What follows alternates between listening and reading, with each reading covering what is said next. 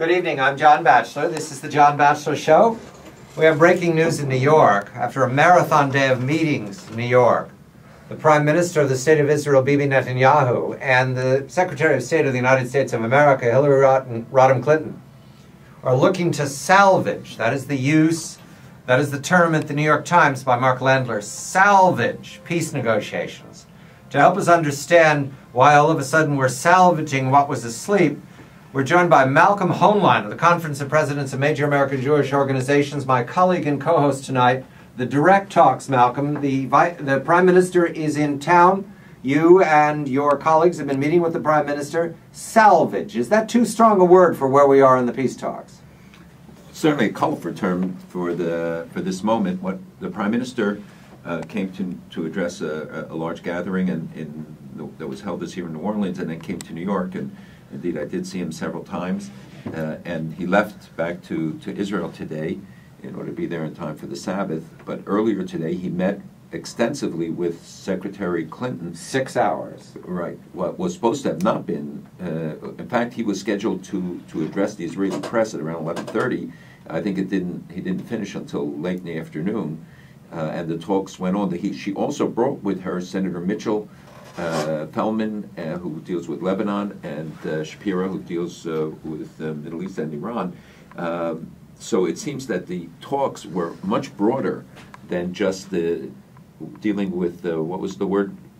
Salvaging, like a sunken ship. Yeah, that they taking the pieces that they can get back. Yes, the bottom of the harbor. Yes. She has been pretty outspoken in the last few days on a couple of things. One, she hit the Palestinians about the unilateral move, saying that the U.S. position has always been that it's only negotiations. So she took the clearest position on this. She also announced $150 million in more money to the Palestinians. What's interesting, what people don't know, in fact, I raised this in one of the discussions with the Prime Minister, that we give about $750 million to the Palestinians this year. When you take all the aid that's totaled up, in addition to the $150 million that we're advancing from the $200 million that was approved for next year. So to get back to this, there was a lot of concern regarding the President's comments in Indonesia. There was a lot of resentment about him doing it in a Muslim country, doing it far away. People felt that it was unnecessary. He was asked a question and answered in that context, but because the nature of the issue, it's building in Jerusalem, in Israel's capital. Har Homa, which means the mountain of the wall, really is named for Solomon's wall.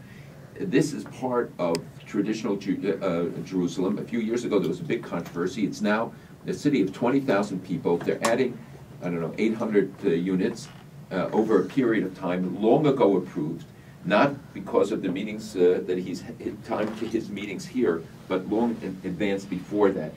And the resentment in Israel, where there's, I would say, an overall consensus about building in Jerusalem. And when Crowley says we're deeply disappointed, P.J. Crowley is the spokesperson for the State Department. But he doesn't make a comment when Erekat, the chief negotiator for the Palestinians, sends a letter to Sadat, the guy who killed an Israeli minister, Gandhi, the Minister of Tourism at the time, a hero in Israel, and sends him a letter praising him. And yet we don't hear the kind of, quote, deep disappointment regarding his violation on the issue of incitement, which has always been fundamental. The other issue is that there are Arabs who are now coming out against this issue on the freezing settlements, and they're saying that and even quotes attributed, I can't prove it, to Abbas, that he feels trapped by President Obama on this issue because he's the one who initially put it out, and he's the one who elevated it to this kind of a condition that it has become the major obstacle to negotiations at this point. We'll come back to this settlement several times in this program, but I want to read the remark that the President gave in Indonesia to a question about the Israeli plans for housing units. This kind of activity is never helpful when it comes to peace negotiations. The response by the Prime Minister hours later, Jerusalem is not a settlement. Jerusalem is the capital of the State of Israel. That's an important distinction. Does that matter to the White House, that distinction? So far, there hasn't been manifested that it matters. I think they're just taking this issue of the, of construction and dealing with it in its entirety without making these are not just nuances. This is a fundamental difference. Even the Wall Street Journal editorial took them to task over this issue. And if everybody acknowledges Jerusalem will remain united in one way or another, to hit this issue of construction in Jerusalem as opposed to, let's say, in other areas of the West Bank, it has a completely different significance.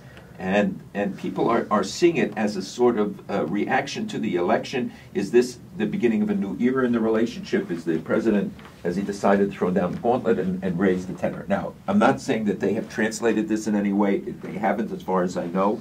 But the Israelis don't see a connection between the diplomatic process and planning and building in Jerusalem, which has not changed for 40 years. This has been government policy for 40 years, and they negotiated for 17 years while such construction was going on. Trouble everywhere, Malcolm. Let's go to the provocation of the week, which is the possibility, and at this point we'd have to treat it as credible, that Ahmadinejad, the dictator, will visit the Gaza Strip. Yeah, this really sends chills up my spine, because of the experience in Lebanon, and Lebanon is deteriorating every day right before our eyes, and as we will or will not get the report, but certainly the fear and the advance, and what we discussed last week about the Saudi-Iranian connection in this regard, even though the Saudis see a conspiracy between the U.S. and Iran and think this is all a sham, but we're seeing translated in the actions that they took in Iraq. Now they're talking, the Hamas in the Gaza Strip has extended an invitation and said that they are confident that they will have a visit, and they talked of the extraordinary importance. Now, it could be that they're throwing this out as a threat, and I'm not sure how Ahmadinejad would get there, because I don't think Egypt will let him in, and certainly the other Israel won't. But it shows how much of an impact his visit in Lebanon had, and how they're trying to extend the aftershock of that. The United Nations, the IAEA, in the hands of trustworthy diplomats and very thorough researchers. There's said to be a report, Malcolm, delayed for many months by the Chinese, that indicates that there's proliferation from North Korea to Iran, Syria, and possibly other countries in the Middle East. This report has been delayed, but is now said to be in train. Is this significant in that it's dealing with revelations we've made before, but the United Nations IAEA has not? It's absolutely reflective of the changes, and part of if the references to President Bush's book makes references to the NIE, something we certainly discussed at great length and exposed all the stuff that he mentions, but he talks about his deep disappointment and how it misled and how it had negative impact. NIE is National Intelligence Estimate, and it's published every year by the CIA, and it's a compilation of all the intelligence agencies in one. And in 2007, in the fall of 2007, Malcolm and I were in this room talking very carefully about our disappointment that the NIE was following fiction, that the Iranians had demobilized their nuclear weapons program in 2003 following Iraq. And that was a falsehood then, it's a falsehood now. Right, and now they're acknowledging it. But what's important is that we're seeing now the catch-up on many issues under the new leadership that you cited, where they're now trying to tell the truth. And they're talking also about these new sites that Iran is developing. I think this story about the Koreans is much more significant in terms of its potential ramifications and the tie-in of the axis of evil, as President Bush described it. The Iranians today came out and attacked the IAEA, say that they leak information, and that's why they're not allowing any inspections. But the fact is that the IAEA is now coming out telling a lot of the truths, and the same kind of disinformation that undermined the NIE and they are trying to correct, we're seeing now with the true record. One wonders, though, how long they really knew it. And Malcolm Hoenlein, Conference of Presidents, Major American Jewish Organizations. The news to be interpreted is to continue or resume the direct talks and conversations over 6 hours between the Secretary of State and the Prime Minister of Israel, Bibi Netanyahu, before his departure back to Israel. I'm John Batchelor with Malcolm Hoenlein. We are turning next to Israel's Deputy Permanent Representative to the United Nations, Chaim Waxman. I'm John Batchelor.